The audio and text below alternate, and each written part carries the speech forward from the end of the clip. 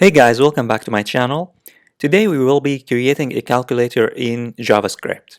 But before we get started, make sure to subscribe so that you get notified whenever I upload a new video like this. So let's get started. First of all, I have created a file called calculator.html, which will contain the HTML as well as the JavaScript code.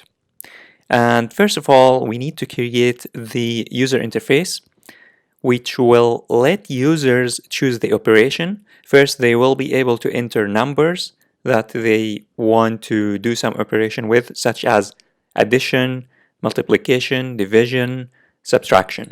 So we need them to be able to enter two different numbers and to choose the operation, such as the subtraction or addition or multiplication or division.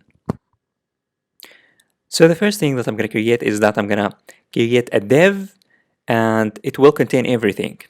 So first we have a div and I'm going to add, the first thing I'm going to add h1 that will say calculator, here calculator, and let's center this div. So I'm going to use the style equals to text align center. And then here what I need to do is that I need users to be able to choose the operation.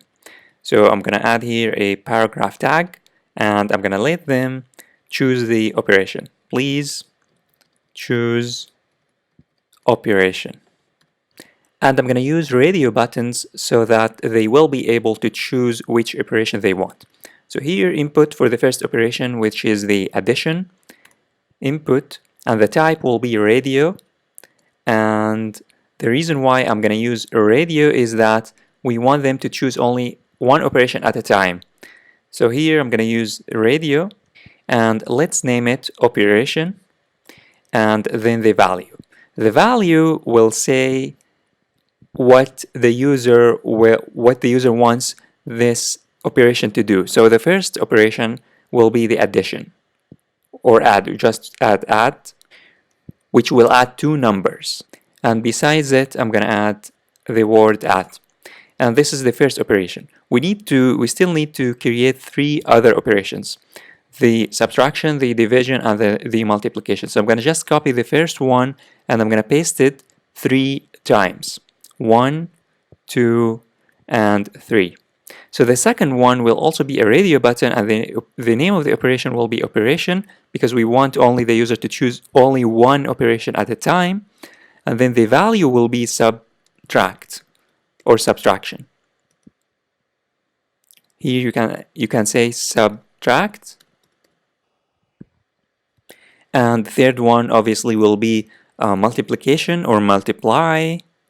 Here multiply. And the word here also will say multiply, and finally divide.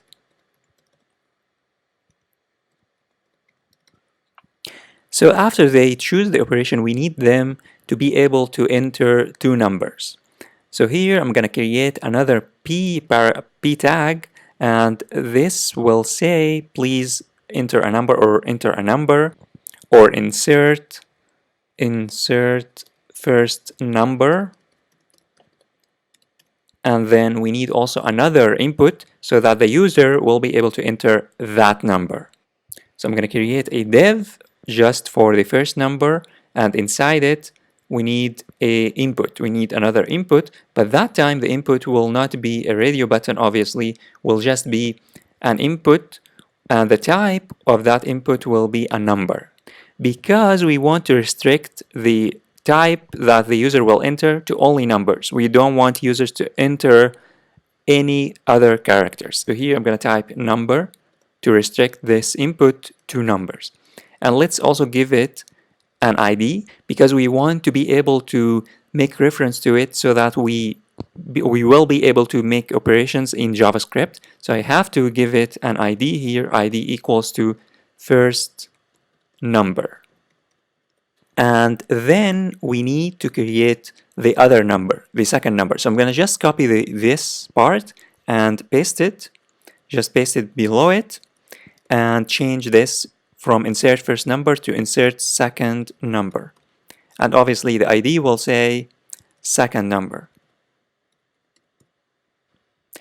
And of course, after the user selects the operation and enters the first number and the second number, then there must be a button so that once the user clicks on it, we will take these two numbers and do our operation.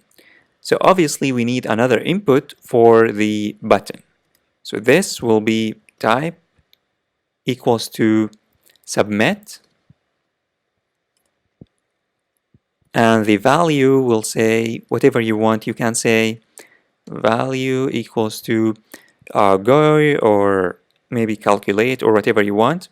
And the ID, which is very, very important because the ID will let us make reference to this button and get the numbers. So here, let's say submit button.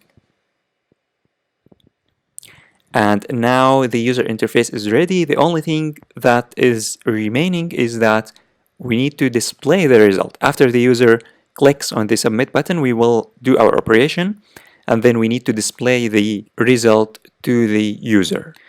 So just below the button, the submit button, I'm going to create another div, and inside that div, we will display the results. Here you can say ID equals to result.